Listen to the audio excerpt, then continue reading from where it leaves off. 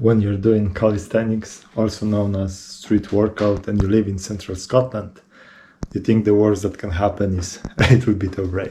But then, on one February evening, you open the door to see stuff like that. Then you know you won't be able to do your regular stuff.